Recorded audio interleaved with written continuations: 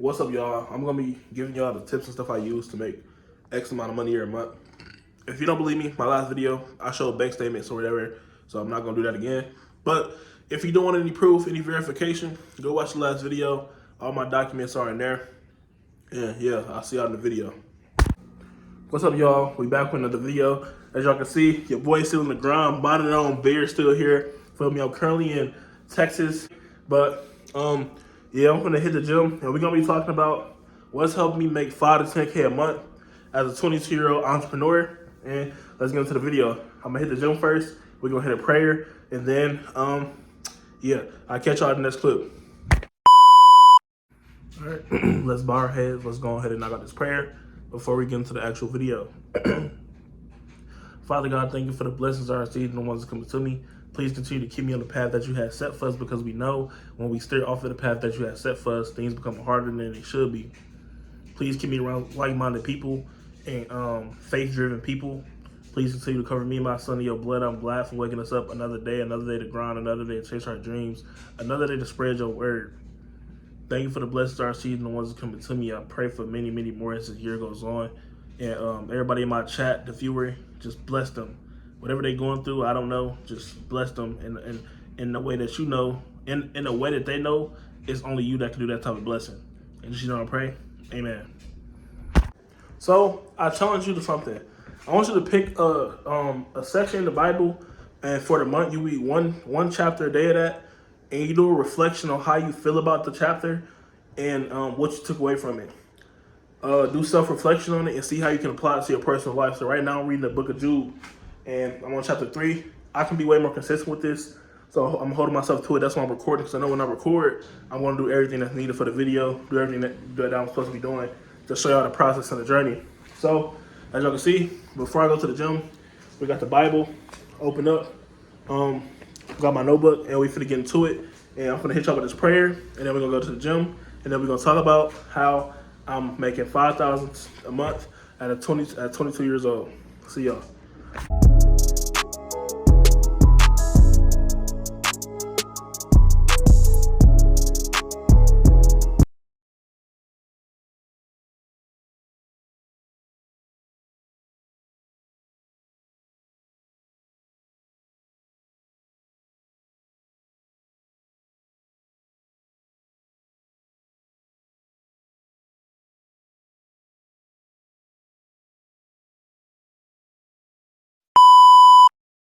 So a lot of y'all might be asking, who am I and what do I do? I am a 22-year-old full-time day trader. I do not work a 9 to 5, and I currently live in Atlanta, Georgia. Right? So the way I make money is basically most of my income is from the stock market. I do have a trading group. I don't make a lot of money from there, so most of my money comes from my funded accounts, my personal accounts, and long-term investments. Now, if you do want to get involved with us, you know what I'm saying, the chat is a good chat. We have weekly analysis, we have weekly trade breakdowns, we have daily trade breakdowns, we have weekly verses, and we have a good team to help y'all, you know what I'm saying, get furthermore y'all knowledge in trading and get more consistent. So if you want to, 50% off, link below. Come join the chat, and we're gonna get you together. But the key to making a certain amount of money every single month, mind you, entrepreneurship, you're gonna have your ups and your downs. That's why I do not recommend trying to become a full-time day trader. What I do recommend is having multiple things that bring you money at the end of the month. So for example, I met this millionaire, and he told me, hey, instead of trying to get rich on trading, why don't you get into this, and get into that? If these things all bring you $1,500 at the end of the month, that is $3,500 passive income coming to you. By instead of having to make a big amount of money on one thing, you can make a small amount of money on multiple things, and all that money will come back to you as a passive source of income at the end of each month. Another tip is good habits. You cannot want a certain lifestyle and not put in the work for that lifestyle. So for example, last year I wanted to blow up on YouTube, get monetized and everything, and I realized I wanted results from things that I was not doing. I was not putting in the work to blow up on YouTube. I was not putting in the work to be monetized on YouTube. I was not putting in the work for my trading Discord to grow. But this year, starting now, I was going through a little something, but now I'm back and I'm done playing around. It's time to put in the work and change our lives indefinitely. So if you want to do that, come join us. And yeah, but you cannot, the definition of insanity is doing the same thing but expecting different results. So this year, what can I do different? Post 3 to 4 times a week consistently on a consistent basis. Follow my trading plan to a T every single day. If I lose, I lose. If I don't, I don't. And be happy with either other result. Being more active in my chat, providing more value for y'all, providing a free course for y'all to come in and watch and learn before y'all even become on a premium side, just to get y'all engaged and doing more inside the community itself. You got to come up with a list, right? You have to come up with a list that's going to take you far. And the people you'll be around. The people you'll be around and the circle that you surround yourself with is very, very, very important.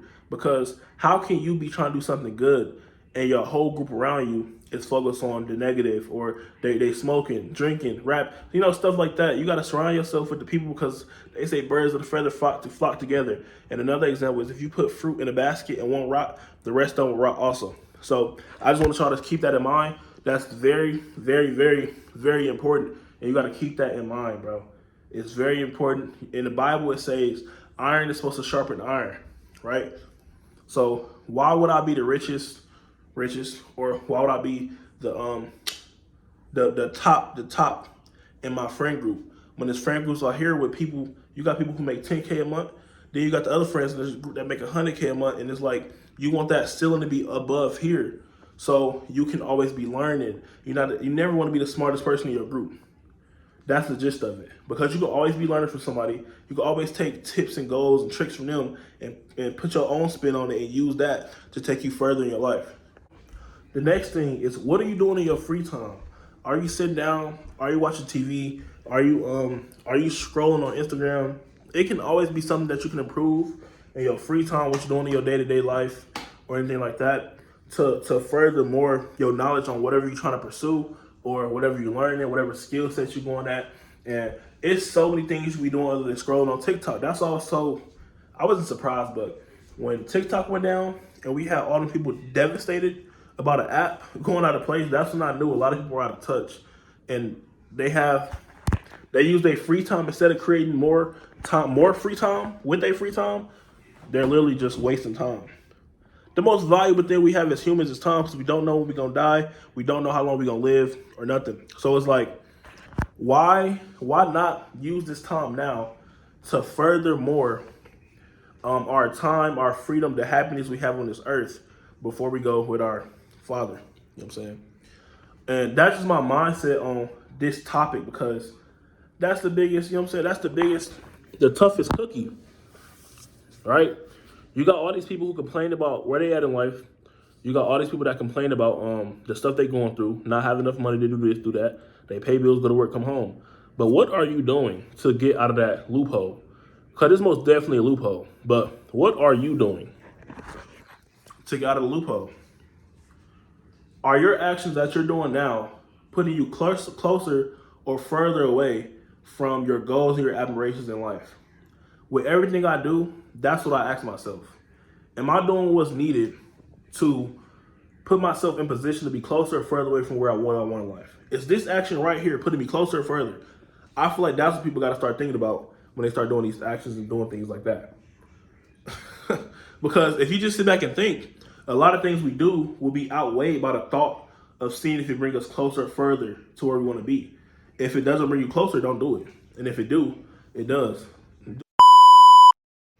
This should have been the first one, but keeping God first, fasting and following His word is the main thing.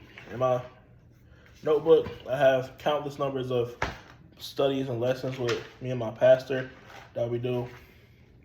And it's not to say that I still don't struggle with falling in sin.